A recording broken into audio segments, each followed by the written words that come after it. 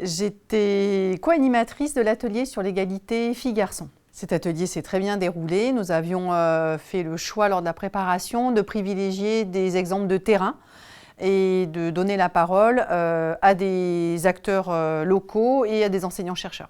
Donc il y a eu 3 approches. On avait plutôt privilégié le public adolescent, avec une entrée sur la question égalité filles-garçons plutôt sur l'entrée collégien-lycéen.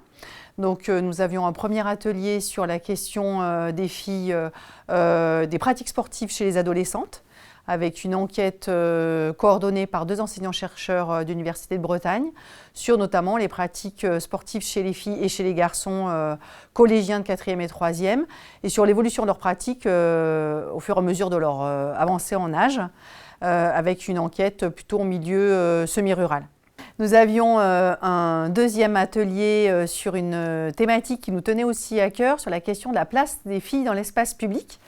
Et notamment un travail qui a été conduit avec des adolescentes et des lycéennes d'une cité scolaire de Brest, qui ont travaillé au départ sur la question du harcèlement dont elles étaient victimes aux abords de l'établissement. Et donc, à partir de ce point-là, un projet a été mis en place sur cette question du partage de l'espace public, de la question du harcèlement avec des ressources juridiques, d'analyse sur ce thème. Et notamment, elles ont travaillé sur une marche exploratoire qui a mobilisé 80 lycéennes.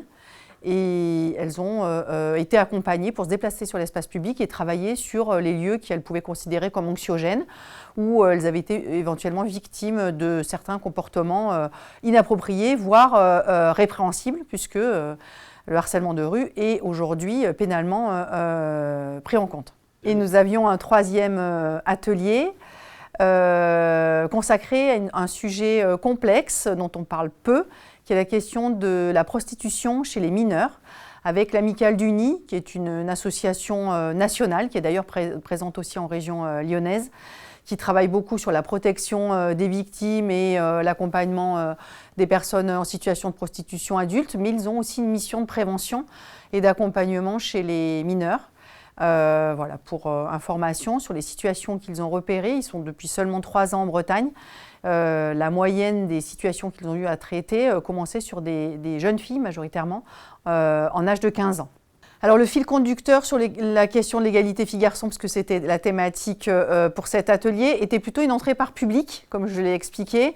On avait vraiment un focus sur la question de l'adolescence, donc sur la pratique sportive, sur sa présence dans l'espace public, et puis sur l'adolescent mineur victime d'emprise, victime de violence. Donc on était sur une accroche vraiment public-adolescent, puisque dans le réseau français des villes éducatrices, on a un focus très particulier sur la petite enfance et puis jusqu'au collège, mais aussi on peut avoir des réflexions et des liens avec les politiques jeunesse, que ce soit sur le champ scolaire, en lien avec les collèges et les lycées, mais aussi avec l'éducation populaire. L'intérêt de cette thématique, elle avait du sens pour nous, parce que la question de l'égalité filles-garçons, elle est, de notre point de vue, quand je dis notre au titre du réseau français des villes éducatrices, à prendre en compte dans le champ scolaire, périscolaire et extrascolaire. Par exemple, les villes investissent depuis ces 2 dernières années sur la reconfiguration des espaces collectifs dans les collèges et les écoles, notamment sur les cours.